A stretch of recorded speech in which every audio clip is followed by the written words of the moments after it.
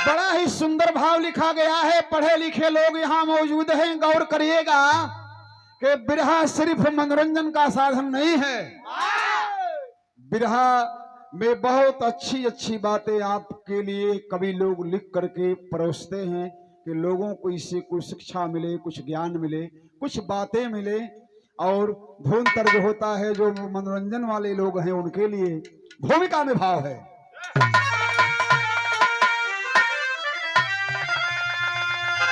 सूर्य पश्चिम उगे डूबे पूरब भले,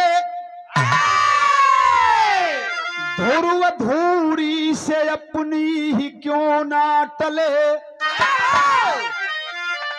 कर्म से सच्चा इंसान टलता नहीं, जुर्म ढाए हजारों जमाना जले। स्वर्ण मिट्टी में मिट्टी न होगा कभी, चाहे लाखों बरस बीत जाए सही।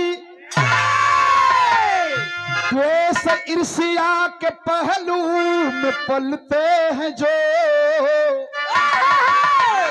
उनके जस गान तो जाते गाए नहीं।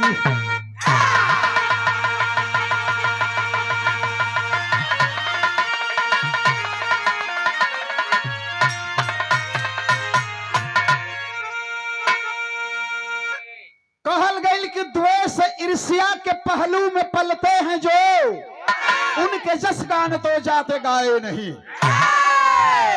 बतावल गई लोग कहावत कहेला कि जवने आम फरेला मौर आ जाला या फरे आ जाला तो वो झुक जाला।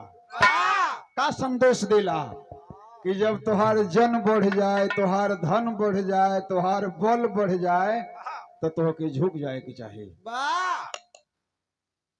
तैनात तो ऊ न रहेला जौना में न फरे लागेला न मौरवे आवेला। जौन बंझा कहाला तवन एकदम बरोबर बरहुमास टाइट खड़ा रहेला। लेकिन जब वजन आवेला तो इंसान के भी झुके के चाहिए जैसे पेड़ पौधा झुक जाला। बड़ी खूबसूरत एगो गीत लिखल गई है।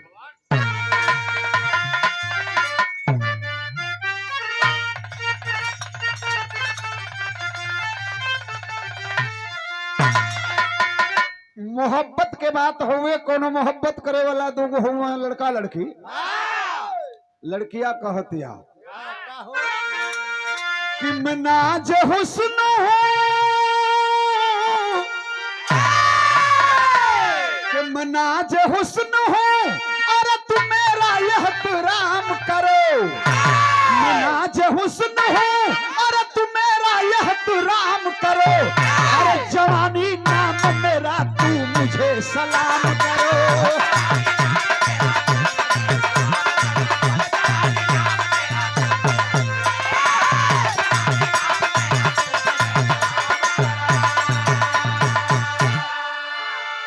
कहते हैं मिस्टर, जवानी नाम मेरा तू मुझे सलाम करो।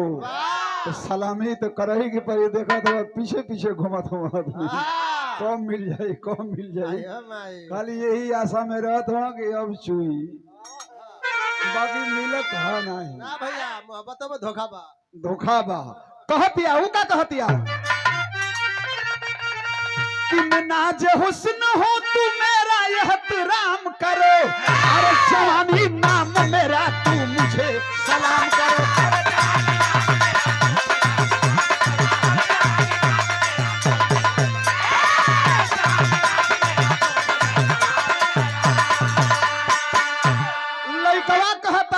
कि तुझे सलाम करे, तुझे सलाम करेंगे मगर एक काम करो। कि तुझे सलाम करेंगे मगर एक काम करो।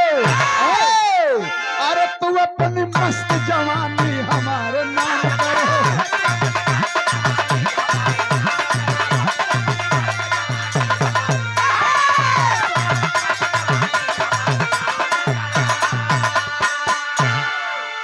और के बिना कुछ किए जग में, बिना कुछ किए जग में होने वाला नाम कहा। के बिना कुछ किए जग में होने कुछ करबा ना तबले धरती के लोग तो होके न जनिहा। बहुत लोग नाम करे खातिर नीक काम ना करेला और डहरिए बिगाड़ देवा तो ना गांव भर के आदमी जने के बिगाड़ला फलानवा ससुरा खन तो नाव तो कई तरह से हो जाई। बढ़ियो करबा तब ही होला कि अरे भाई बड़ा नीक काम कैला। सब बेचारा गांव को सड़क ना ले अपनी खेत में 4 हाथ दे के बनवा दिला सा और कितने बड़ा सड़क ये काट के रह तो सड़क को डांड बना देते तो वहू लोग के नाव बा तो नाव तो सब ही का बा। कैसे बिना कुछ किए जग में होने वाला नाम कहा और जवानी चलने का है नाम फिर आराम कहा।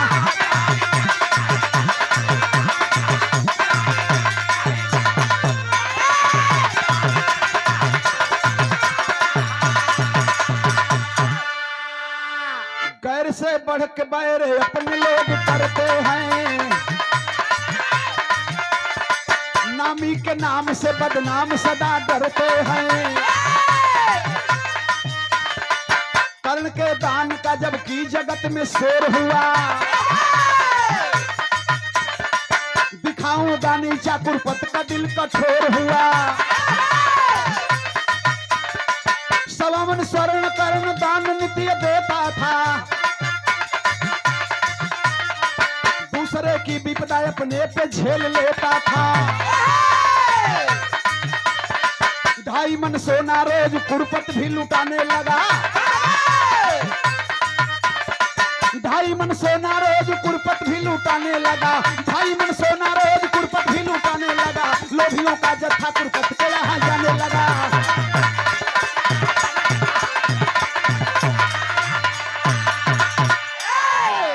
बात के बुझला देखा एक छोटी सी कथा है जो आपके बीच में हम प्रस्तुत कर रहे हैं। बड़ी मजेदार कहानी हो। ए धरती पर दानियन का नाम आप लोग सुन ले हुई बा।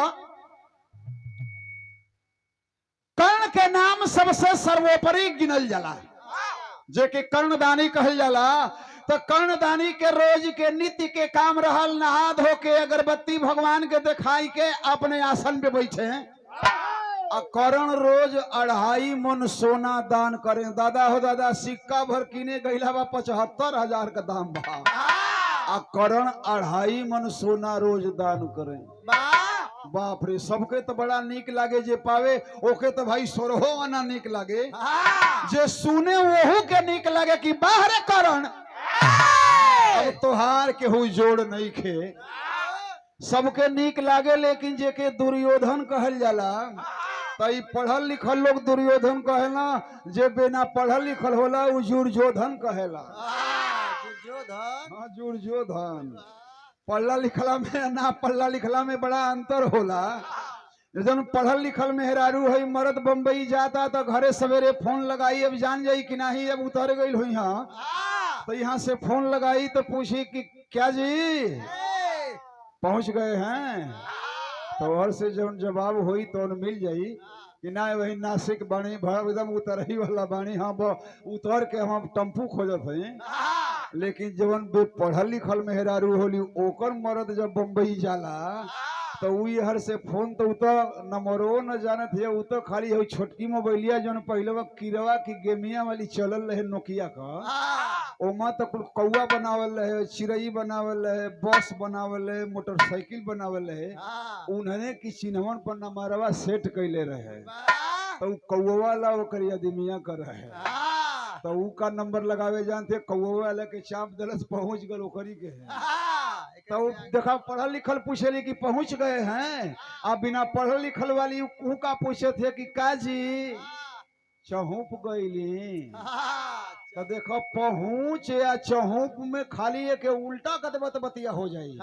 अब हेनी से जोड़ा जौन पढ़ल लिखल वाली है उ हवे कि पहुंच और फिर वहर से उल्टा पढ़ा चहुपा तो जौन बे पढ़ल लिखल हो के उल्टा वर से कहली। आ जौन पढ़ल लिखल है तो सीधा वर से।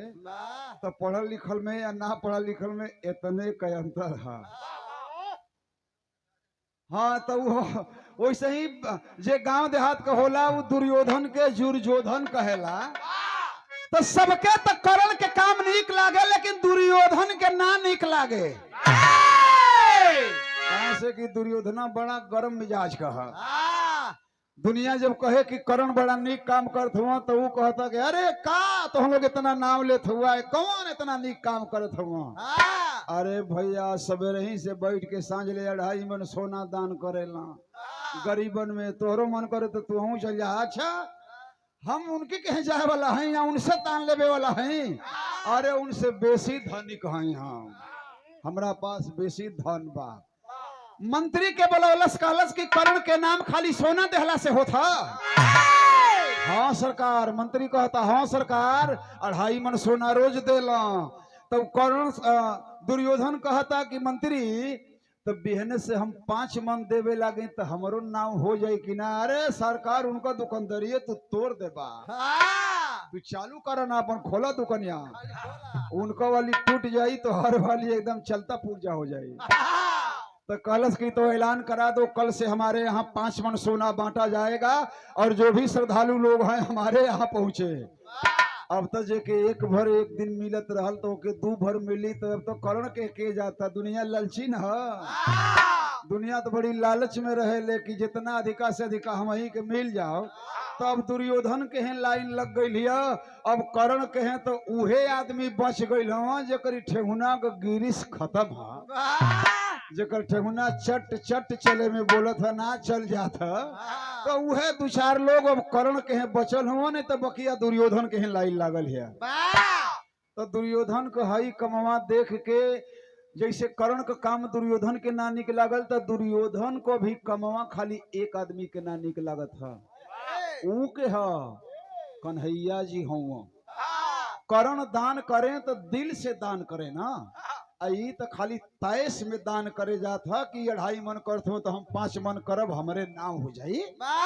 एकरी में कोनो ममता भाव थोड़े है, ई तो खाली धन की बल पर अपन नाम कैल चाहत है। तो भगवान कन्हैया के ना निक लागत थे कैलह का एगो गीत हुए।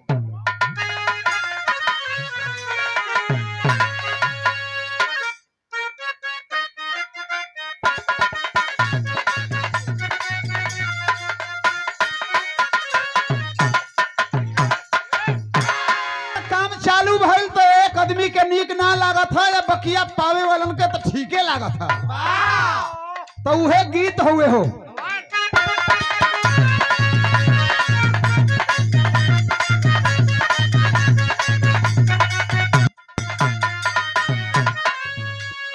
खाली फुसिलाई के करवल कटनिया हो, खाली फुसिलाई के करवल कटनिया हो।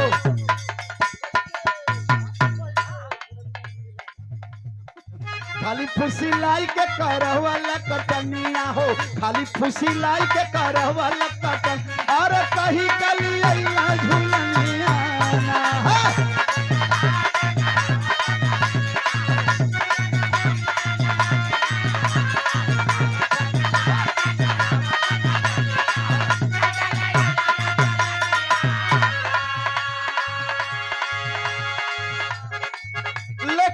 भगवान कन्हैया के ना निक लागत हो। भगवान कन्हैया सोचत हुआ मनवा में कि करण प्रेम से दान करत रहा, आई खाली अपना धन की घमंड में दानी बने चलल हा। तो सोचत हुआ कि तनी हमहू जांची ले कि देखी तो इशारे सही तो दान करत है या कि खाली धनवे की घमंड में दानी बनल हा। झूठे के आदर करेला जहानावा हो, झूठे के आदर करेला जहानावा। अरे सोचे न कन्हैया जी मनवाना हो।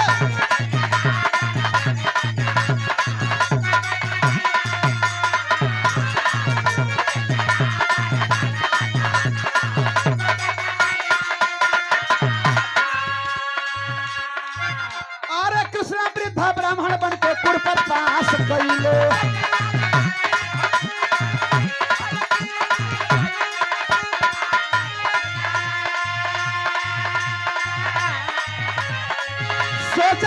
कन्हैया जी की तरफ पता लगा ले कि देखी कि का सच्चाई है। अरे कृष्ण वृद्ध ब्राह्मण बन के कुरपत पास गईले।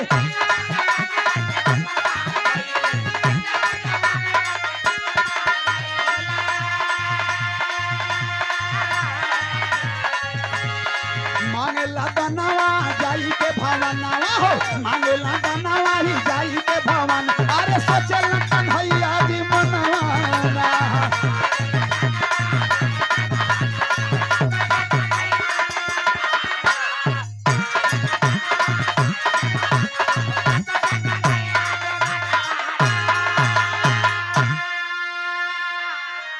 भगवानों सोच गई ना कि पतो लगा ले कि देखी कि का सही है का गलत है। तो चलना तो देखा पहले दुर्योधन के जात हुआ कैसे की बड़की लाइन लगल है।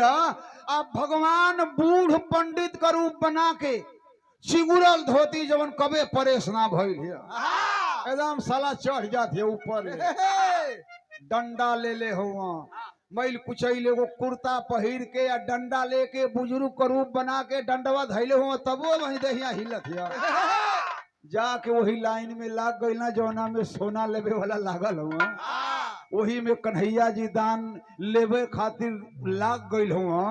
बारी आवत आवत जो बुढ़ऊ को लाइन आइल है, नंबर आइल है, तो बुढ़ऊ को जब नंबर आइल तो दुर्योधन बड़ा कड़ेर डांटा था।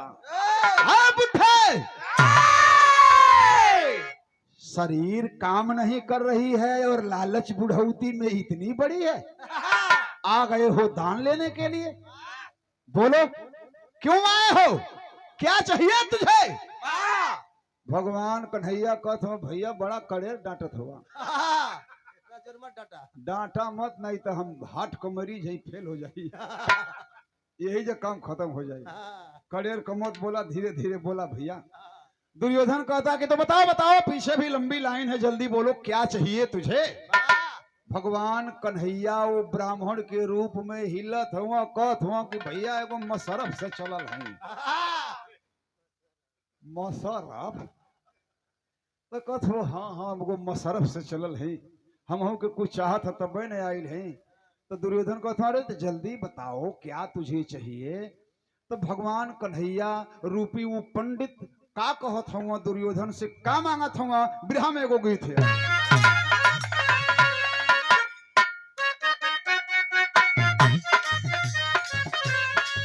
उहे गीत है फिल्म का गीत हुए। अरे काली तेरी चोटी है परंदा तेरा लाल मी,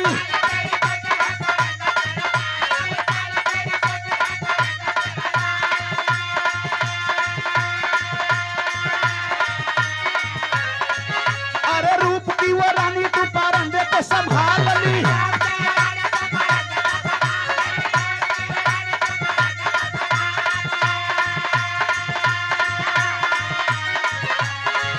अरे किसी मन चलेगा तुझ पे, किसी मन चलेगा तुझ पे, आ गया जो दिल होगी बड़ी मुश्किल।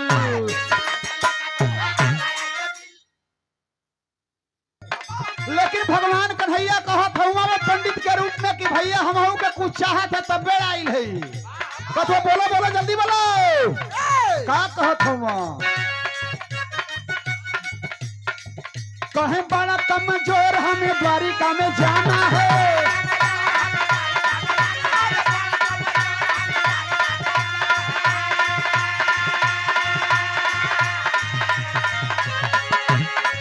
कहे बड़ा कमजोर हमें द्वारिका में जाना है।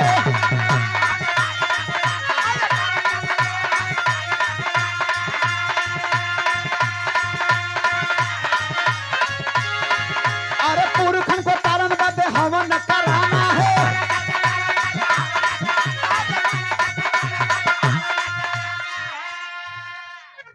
कहत हुआ ए भैया दुर्योधन हमके द्वारिकापुरी जाए के है, हमार देह बड़ी कमजोर है, जवानी में हम बड़ा उड़ा कूदत हली लेकिन अब चल ना पावत है। दुर्योधन कहना कि तो जन्म भर चलते रहबा, अब ना न चली, अब थक गई, खून खत्म हो गई, दांत उड़ गई हो सो, अब खाली मलिए से चापे के नरम चारा ला तू, पतला खिचड़ी ला। तो कहत हो कि हमके द्वारिकापुरी जाए के है। दुर्योधन बुझत हो कि का जानी कहीं का ना चल जात हो तो भाड़ा भूति चाहत होई। यही काम से आई लू कि सौदू सौ दे दे यहाँ तो गाड़ी भाड़ा करके चल जाई।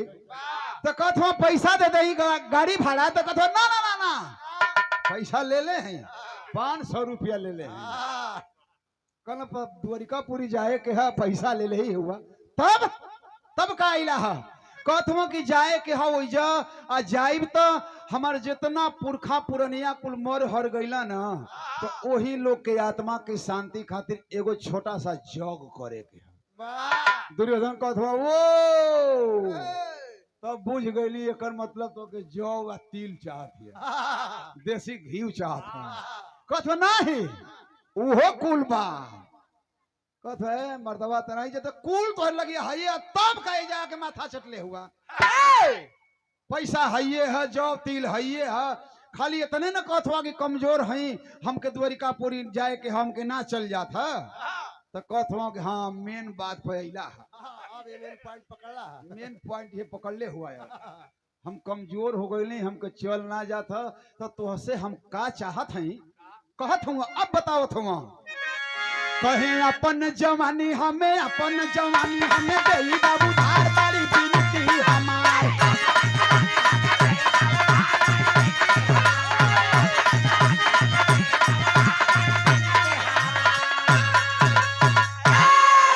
कहला ए भैया दुर्योधन हम कमजोर है ना चल जाता, मांगत तो सही है कि तनी अपन जवानिया हमके 10 दिन खातिर दे देता। हम नया हो जाती तो हम द्वारिकापुरी पुण्य प्रताप का काम कर जाइल जला, तब गोड़े गोड़े जाइल जला। गाड़ी बस से गईला पर फल ना बढ़िया मिलेला। हम पैदल जब जाइब ना तो पैदल तबे जाइब जब हम जवान हो जाइब। तो कहत हुआ दुर्योधन पूछत हुआ कि ये महाराज तो ये कहते कि अपन जवानिया हम तोहके दे दे, तो हम तो कहत हुआ कि जैसन हम हैं वैसने तू हो जाइबा। अब तू हिले लगबा हम टाइट हो जाई।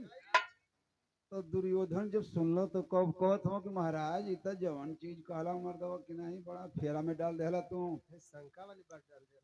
तो कहत हो कि भैया ढेर दिन खातिर ना चाहते, हफ्ता 10 दिन खातिर चाहते, पूजवा क के यही तरह लौटब तो हर वाली दे दे अपन वाली ले ले जाई। एक तू काहे के जिंदगी पर ढोईबा है कि हम ही ढोई।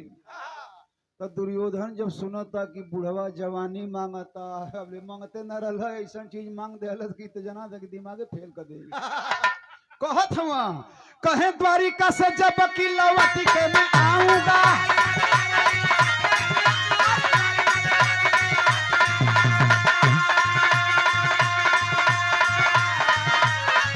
अरे आपकी जवानी पे बुढ़ापे को ले जाऊंगा।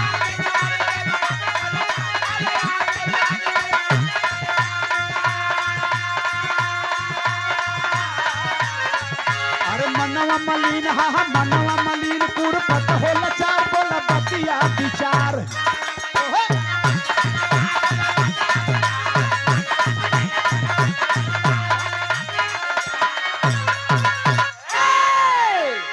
बड़ा सोचत विचारत तो दुर्योधन कहता है महाराज तो तमाम सबूतों और गवाहों को मद्दे नजर रखते हुए फैसला इस मुकाम पे पहुंचा है। ये जो जवानी आप देख रहे हैं ये हमारी नहीं है। किसकी है भैया? तो वो पूछे तो है मर्दवा तो नहीं, खाते मुंह से तू हुआ, चलते गोड़वा से तू हुआ, हर घड़ी बार तू फेरत हुआ, और कथ हो कि जवानी हमार ना हा तो तोहार ना हा तो केकर है। दुर्योधन कथ हो बिरहा के टेरी लग रहे थे सड़क की वजह कह कि बाबा जवानिया जन तू मांगा हमारी, कह कि जवानिया जन तू मांगा हमारी, और हमारे तन का मलकिन बाड़ी मर दुल्हनिया जवानिया जन तू मांगा हमारी।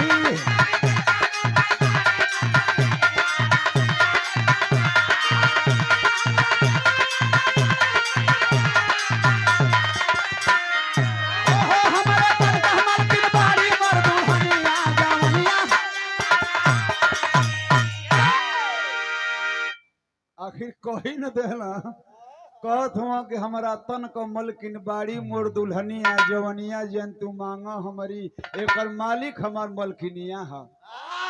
दुर्योधन कहत हुआ कि है मर्दावा तना है दत्त मार दवा नाम हंसा देला तू। शरीर तोहार हिया मार बड़का दान के पगड़ी बनले हुआ जे आवत हो उसे पूछत हुआ कि बोला का चाही बोला का चाही तो के ई न कहे के चाही कि बोला कितनी पैसा चाही बोला कितनी सोना चाही तो तू पूछत हुआ कि बोला का चाही एगो बाभन मांग देलस तो तोर फाट गई कही बाभन एक ही बाभन कह तारा कि एकर मालिक हमार मेहरारू ह भगवान कन्हैया रूपी उ पंडित जब सुनल तो कहत हो कि रुका यही पे एक एकदम चापे दावरी ऐसा धिका दा कि एकदम ही सोच हो जाए का कहत हो कहे कृष्ण कहे ब्राह्मण के भेष में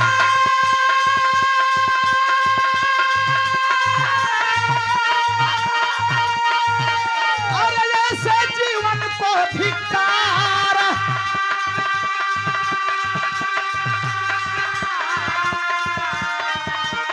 खली छली में हर बसुआ क्या खली छली में हर बसुआ क्या जग में कर सकता उपकार और गला है कुरपत अंतःपुर में अरे रानी से बोला मन मार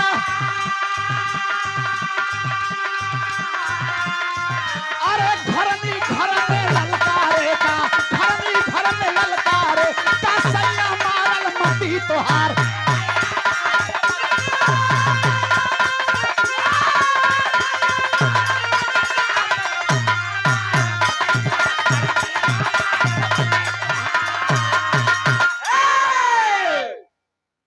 कहत हुआ कन्हैया जी बड़ा बचपने में हम सुनले रही हाँ कि दान करे वाला या मरद के बात बतियावेला कोनो बड़ा बड़ियार करेजा का पुरुष होई तो ऊ अपनी बात पड़ेला आज जान गईली कि मेहर बसवन की या मऊगन की बस को कुल दान पुण्य कईल काम ना है दुर्योधना सुनता तो कहता ये तो बभना बड़ा कड़ेर बोला कहत हो कि ई कुल मऊगन का काम ना है संस्कृत में एगो चौथु छंद हाथ चंचल गोड़ चंचल चलत चुतर थल थलम गहिक निद्रा गहिक भोजन पंच लक्षणम मऊगड़म तने अपन नंबर दे दिया महाराज जी नंबर कहा ताना कन्हैया जी वो पंडित के रूप में कि मऊगन की बस का दान कईल काम ना हुए जवानी मांग दहनी तो कहत हुआ कि एकर मालिक मेहरारू है ये जवानिया से ऊपर सम्मी पेरेले केरा पेरेले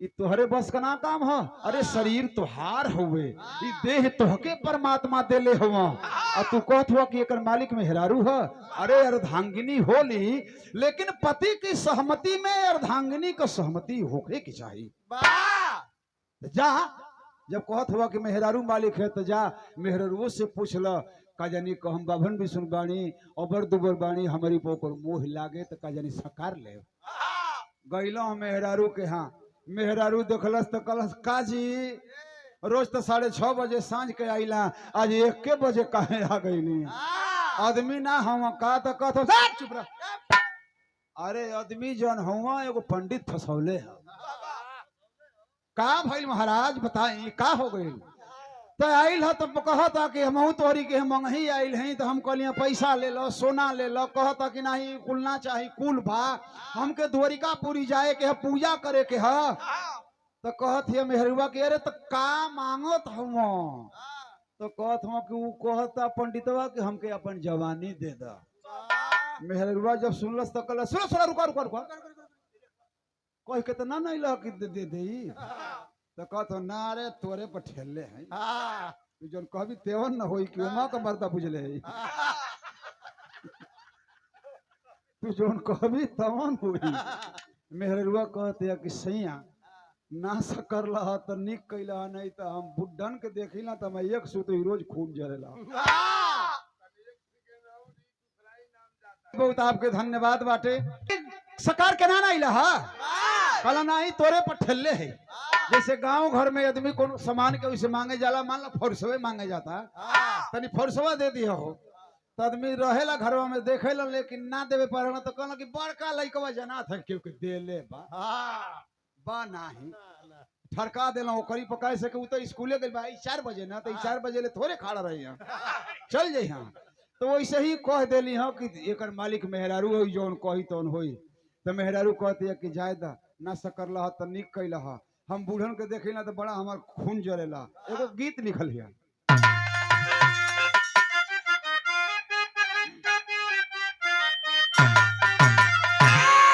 ये गीत है कि मोरी पिछवा रवा है सोनारवा के दुकानिया,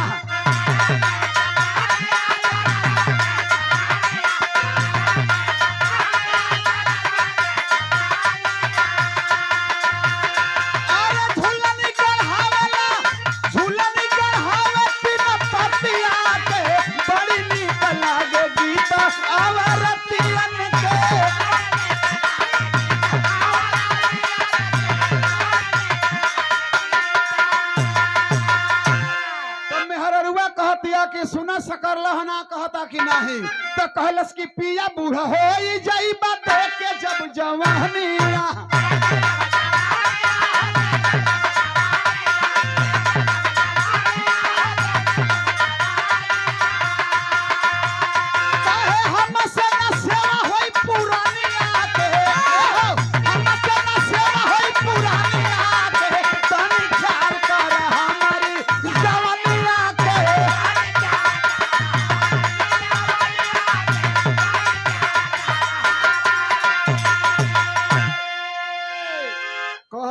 कि पिया बूढ़ हो जब देव जब जवनिया तो हमसे ना सेवा होई पुरनिया के, देखे जवानी बूढ़ हो जाइबा या कहब कि तनी तेल लिया ठेहुना पर मोलू, मार के लोढ़ा से ठेहुना के चाकी तोड़ दे। कल नारे हम देहले के सकरले ना आई तोरे पर ठेले ही, तो जाके न कर जाई ना तो कहते भाई पूछत हुआ जा कह दा कि और सब मिल सकता है कि वो काम नहीं हो पाएगा ना, वो सब काम नहीं होगा, वो सब काम नहीं होगा। तो गैला हाँ दुर्योधन, पंडित जी बड़ा आस में खोजत हुआ, दुर्योधन लौट के अला, पंडित जी देखला कल आ गई भैया। तो दुर्योधन जब पहुंचला पंडित जी कहत हुआ ए भैया का भइल है, कुछ निर्णय निकलल है? तो कहत ना कि ये पंडित जी जो हम कहत है कि ना हो पाई ना, उहे बतिया वो कलश है। तो एक मतलब कि तब जाई ना तो कहत हुआ कि एकदम निकला पानी महाराज, सर से करा निकला। तू जौन सामान मंगला कि अभी जैसे गड़बड़ाते है काम ना देहला, पंडित जी निकल गई ना। अरे उनके कोनो लेवे के का रहल, लेकिन वो तो परीक्षा लेत रहना कि देखी तो ये दानी असली है कि नकली है। तो एक जना के तो देख न लेहला जिन 5 मन करत हाँ, तब सोचत हम कन्हैया जी की रह तनी यही लगले करण के चली। अब तो गहकियो ना रह गई, देखी तो आदमी जब संकट की घड़ी में आवेला तो भगवान का याद छोड़ देला, आदमी कहू लागला है मर्दवा रोज पूजे करत हुआ तोहरी घर भर बीमारे चलत है, पूजा पाठ कैले का फायदा? छोड़ा ये कुल पूजा पाठ, मर्दवा कटा मुर्गा खसी लाल एक पीस घीचा। तो आदमी जब संकट में आवेला आ पूजा पाठ करत रहेला तो दुनिया कहे लागेले कि तू पूजे पाठ करत हुआ बर्बाद बाड़ा, फलनवा का लइका देखा बदमाशी करत हो टरक निकलत था। तो दुनिया लगले फंसावे। तो कन्हैया जी सोचत हो कि तनी चली करण के देखी तो वो टूट गई है कि अब वही जगहिए पर है। तो करण के हैं अब गईला हाँ पंडित करू, वही दूसर पंडित के रूप में, वैसने फटही धोती, वैसने पुरान दे हैं, वैसने डंडा ले के पहुंचना करण के यहाँ। तो करण के हैं तो 2-4 गो बूढ़े ने खाली लाइन में हुआ पट देने जाते का कि नंबर लग गई। और जब नंबर लग गई है ना तब करण पूछत हुआ बड़ा विनम्र भाव से हाथ जोड़ के, दुर्योधना तो कड़ियर का डांटे, लेकिन ये हाथ जोड़ के कहत हुआ कि महाराज देवता सुनत है ना? तो कहत हाँ हाँ भैया सुनत है। अरे महाराज कैसे चली है, हम आपको का सेवा कर सकीला? तो कहत हुआ कि सेवा तो तू कर सकेला, बतिया सुन ला पहले। बिरहा में एगो गीत लिखल है, पियर मगरी छलका झुलनिया पर पर मोती सवनवा में बूट टपके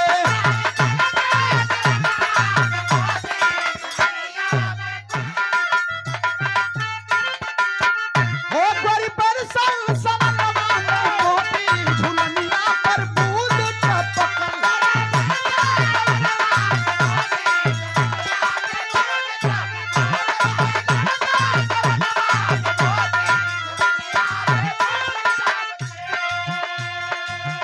ब्राह्मण भेषवा में कृष्ण मान मार हो करण के दरबार गईले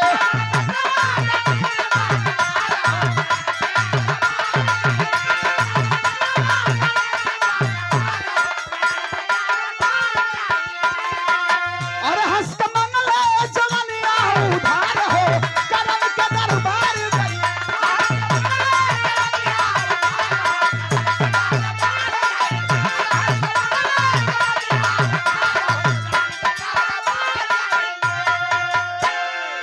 गैला ह कर्ण के यहाँ पंडित के रूप में नंबर लागल। कर्ण पूछो तुम का सेवा कर सकीला महाराज आपको? हाँ, तो पंडित जी कहत ए भैया उहे बतिया कहत हम द्वारिकापुरी जाए के है। हाँ, तो महाराज का हम आप खातिर करी? गाड़ी घोड़ा का इंतजाम कराई करा नहीं।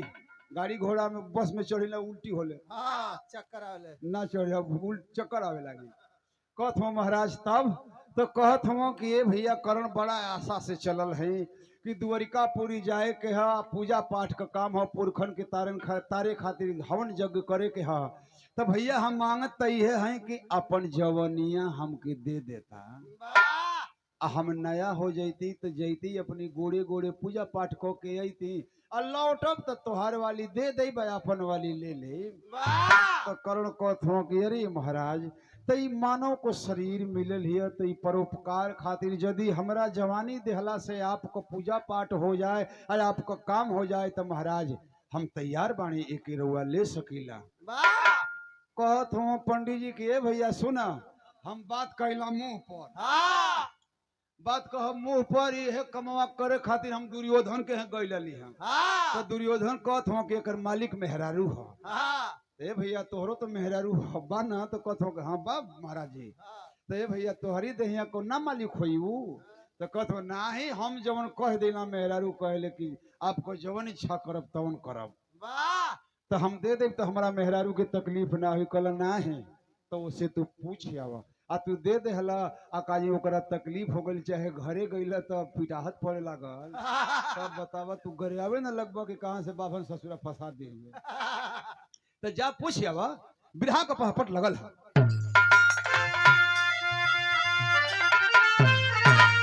हर कहा विप्र की ठंडी भइल छतिया कर्ण दहानी हो चमके तुहरी दान के कीर्तिया कर्ण दहानी हो।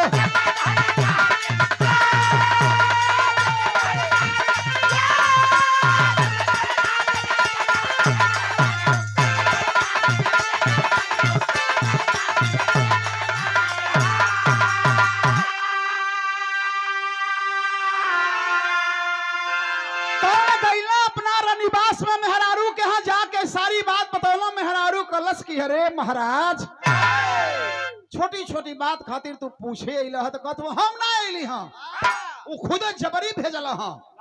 तो ये महाराज जब भेजल हां तो ये मनुष्य के शरीर ये मानव तन मिलल बा दूसरा के उपकार खातिर तो केहू के भलाई हो जाए तो हमनी का बिगड़त है। अरे 10 दिन हम सेवे क के रह ले नून तेल करब तो हाथ तुझा देव गैला हाँ कहला हाँ वो पंडित रूपी कन्हैया से कि महाराज हम कहत न रही कि जब हम कहब तो मेहर वो कही ले ला के जवनिया ले लेहला भगवान कन्हैया जवनिया ले लेहला या करण बूढ़ हो गई।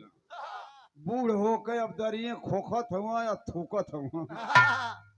अब मेहरारू सेवा सुवित करत या इत लेके अपन चलना लेकिन के कोनो द्वारिकापुरी तो जाए के ना है।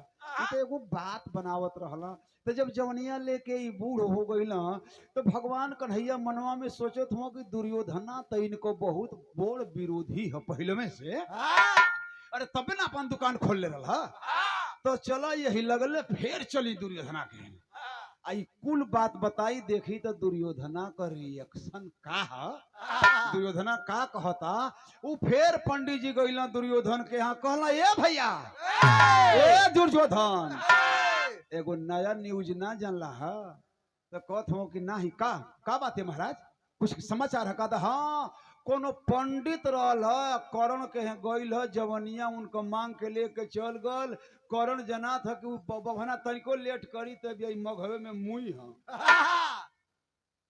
तो दुर्योधना तो चाहते बा कि करण मर जाए तो वो कहत हो कि ये महाराज गलत न्यूज ना है साचो कह हाँ महाराज 100% सत्य तोरी संगे चल के हम देखा सकीला दुर्योधन के लिए ना आ लेके चलत हम गइल कर्ण के यहाँ कर्ण के यहाँ गइल आ कर्ण सुतल हूँ बूढ़ के रूप में आ हिलत कांपत हूँ तो ये दोनों जना के आगंतुक लोग के देखला हाँ कर्ण तो उठ के धीरे धीरे बैठत हो उठ न जात है रीढ़ का हड्डी काम ना करते उठ के बैठल है या कैसे हिलत गोड़ हाथ गोड़ जोड़त हो कि केहू आइल है तो पहले ओकर प्रणाम कर ले हम भगवान कन्हैया मनवे मनवा सोचत हूँ का कहत हूँ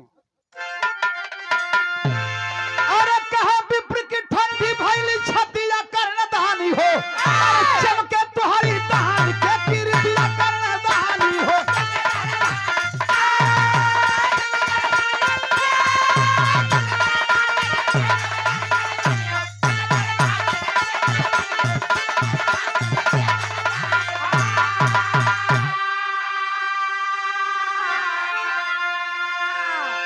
आशीर्वाद देते हूँ बाहरे करन बाहरे अरे दानी होखे तो ऐसा मनवा में सोचत हूँ एगो है हो ससुर जिन्हें आइल हूँ मनवा में मुँह कहत ना हो मनवा में सोचे यो ससुर बड़का पगड़ी बंधले बा दान के पगड़ी बंधले बा एगो बाभन गल है तो एक सफरबे न कैल है एगो इहो तो दानिये बा कि देखा अपन जवानी दे के बूढ़ होके सुतल बा अब ही उठ के हाथ जोड़ता तो वो पंडित के रूप में कन्हैया जी कर्ण से पूछत हुआ कि का हाल बा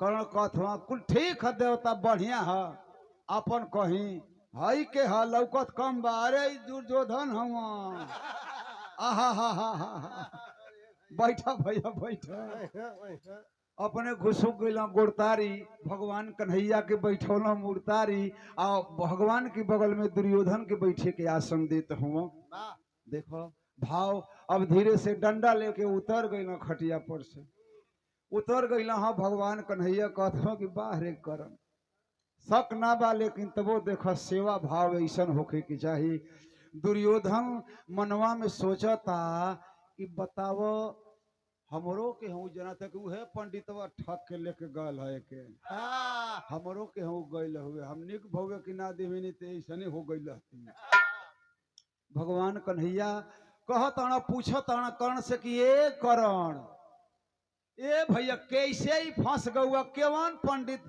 आजकल कुल बाभन विष्णु बड़ा ठगहारा निकल गइल बा ए भैया कुल ऐसे ही मंदिर का चंदा मांगत हूँ सो ठग लेत हूँ सो कहत हूँ सो कि मंदिर बनत हो और झूठो को बोरिया लेके गहू चाउर बिटोरत हूँ सांझी का सीसी पियत हूँ तो ये भैया कौना पंडित की कहला में फंस गौआ जवानी तो के ना देवे के चाहत रहे उ तो सोचत हूँ कि देखी तो का कहत है तो कर्ण कहत हूँ कि अरे महाराज ऐसे मत कही अरे हमारे शरीर केहू के उपकार में लाग गई केहू को भलाई हो गई तो हमारे हो भाग्य है तो कहत हूँ कि अरे भैया जेके देले हुआ है वो ना आई तब तो कहत हूँ कि ना आई तो मर जाए भर जाए ये न हुई लेकिन ओकर तो काम हो जाए ना वो तो कम से कम आबाद रही ना जौले ओकर जवनिया रही जौले ओकर सास प्राण रही बिरहा के आखिरी में कर्ण से भगवान कन्हैया जी एगो वार्ता करत हो कहत हो का कहत हो बड़ी ऊंची बात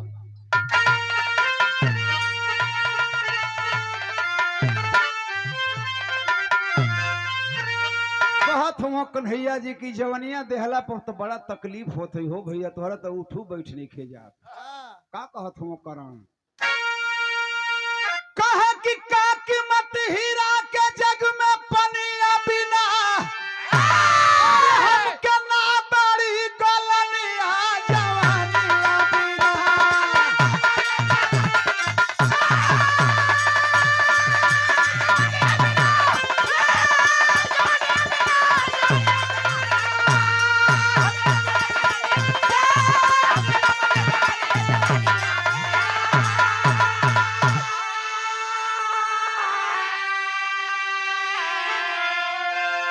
कहत हूँ कर्ण की का कीमत हीरा के जग में पनिया बिना हमके ना बाड़ी गलनिया जवनिया बिना। अरे देवता ऐसे मत कहो, वो पंडित को कल्याण हो जाओ, हमारी जवानी मिले न मिले हम मर जाएं खत्म हो जाएं, लेकिन हम अपने वसूल पर हैं। जब इतनी बतिया दुर्योधना सुनता तो कहता कि अरे बाप रे बाप, हम बभना के जवनिए न दिहवे भाई, कहता कि हम मरू जाए तो ठीक बा, कोनो बात नहीं कि वो पंडित का काम हो गए। सोचत था दुर्योधन। आ कर्ण अपने मनवा में का कहत हूँ, कहला कि मांगा होता विप्रदान में अगर हमारा प्राण, करके जीवन अपना कर दिए होते कल्याण, कल्याण में रह गई रोशनिया जवानिया बिना।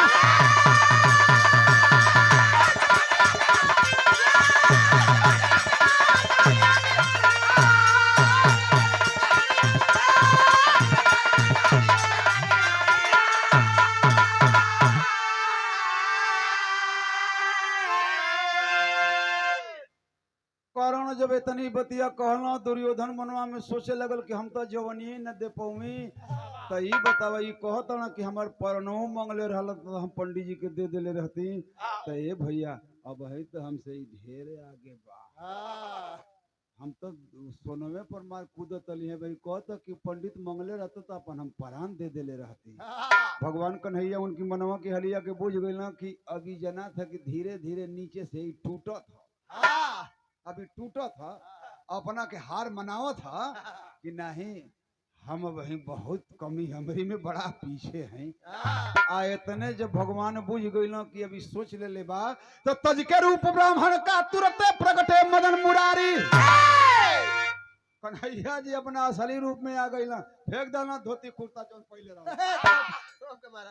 अपना असली रूप में आ गई ना। तो कहे कि धन धन है कर्ण पीरिया वंदे दिए बिहारी, अरे न्यारी दानी के कहानिया जवनिया बिना।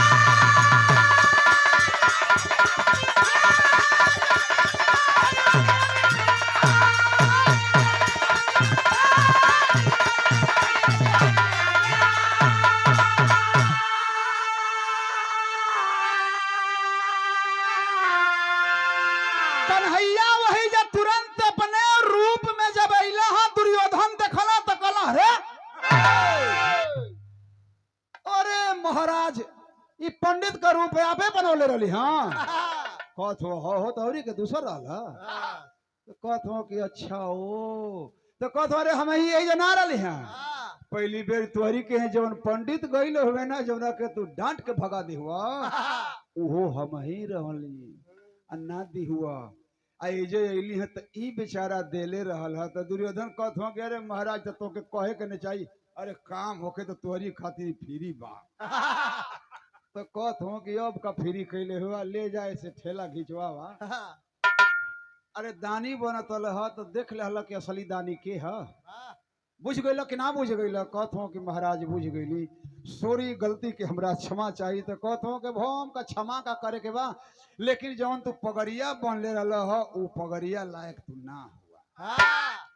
यही के बुढ़ऊ दादा लोग पंधारी में गाँव में आखिरी चलत है। कहा कि अब ना मिलिया भैया, अब ना मिलिया रजौआ, अब ना मिली नेनुआ का तरकारी, अब ना मिली।